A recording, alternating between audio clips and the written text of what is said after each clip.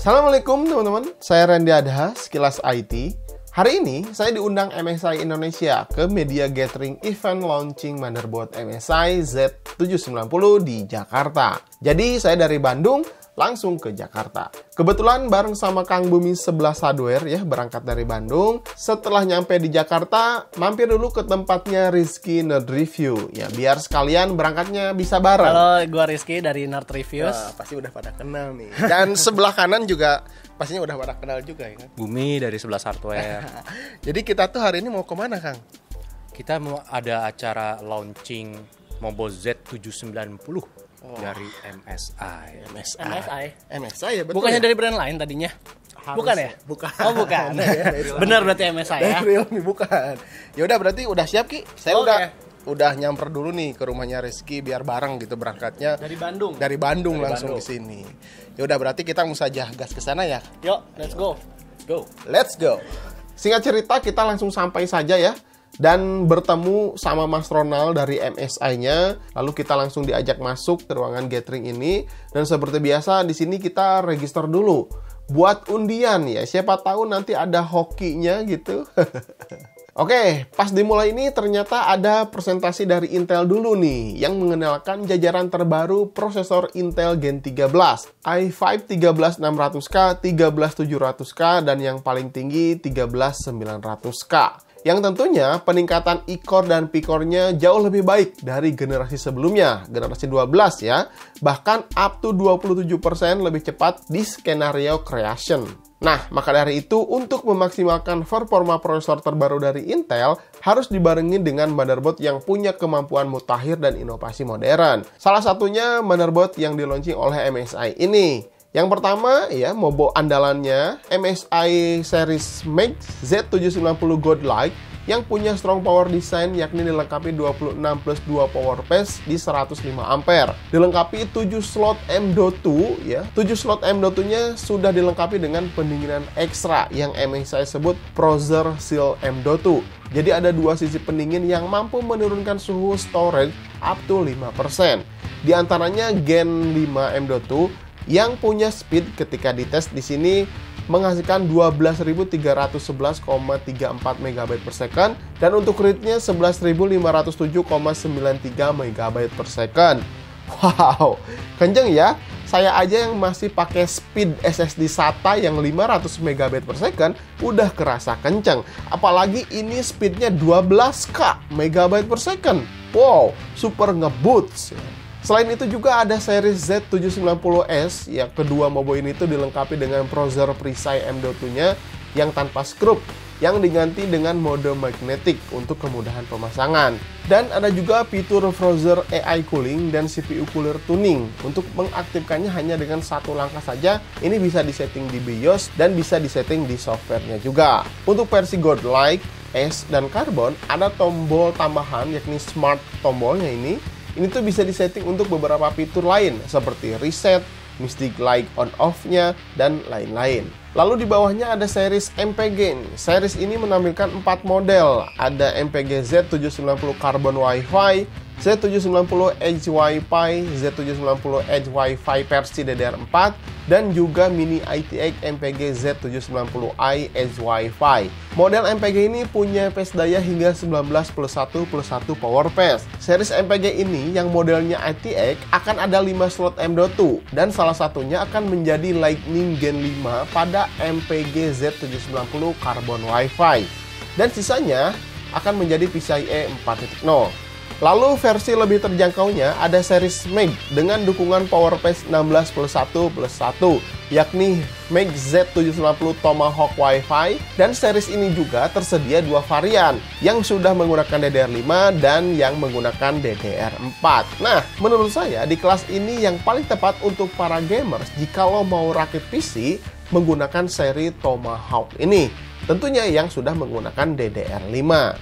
Dan yang series terakhir ada series Pro Z790 Nah, di series ini tuh memiliki 6 model, diantaranya ada yang pakai DDR4 dan DDR5, lalu ada juga versi Wi-Fi dan yang non-Wi-Fi.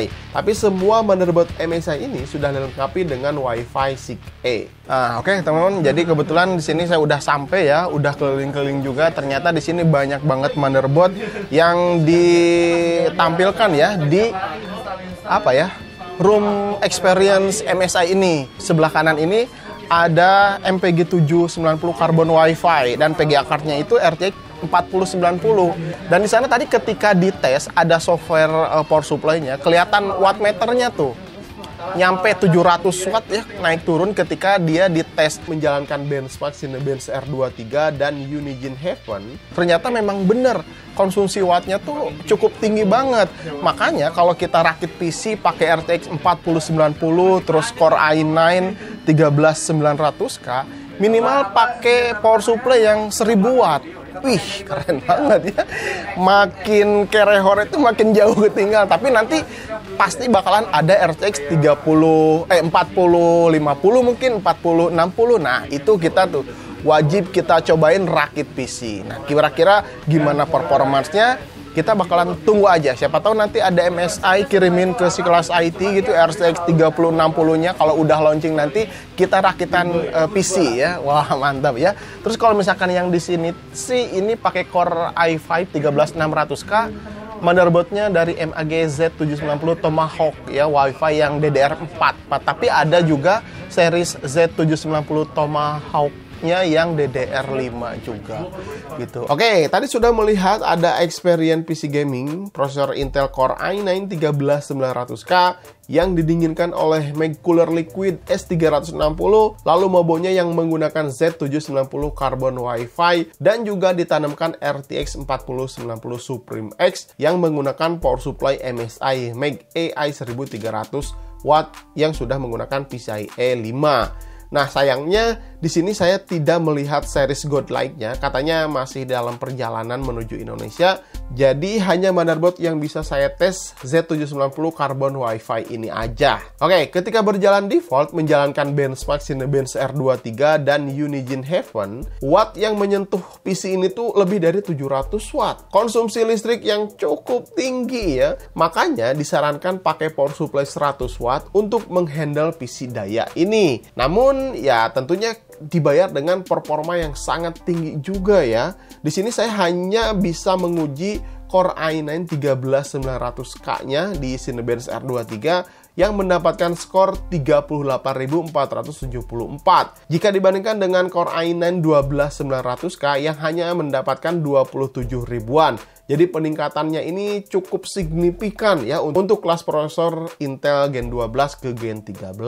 Nah, tentu performa ini bisa dimaksimalkan lagi dengan fitur overclock ya. Tapi ya di sini saya tidak melakukan overclock, jadi hanya ini yang bisa saya tes. Ini tuh dalam keadaan default semuanya. Nah, terus di sampingnya juga di sini ada PC gaming yang menggunakan Core i5 13600K yang menggunakan Mobo Z790 Tomahawk versi DDR4.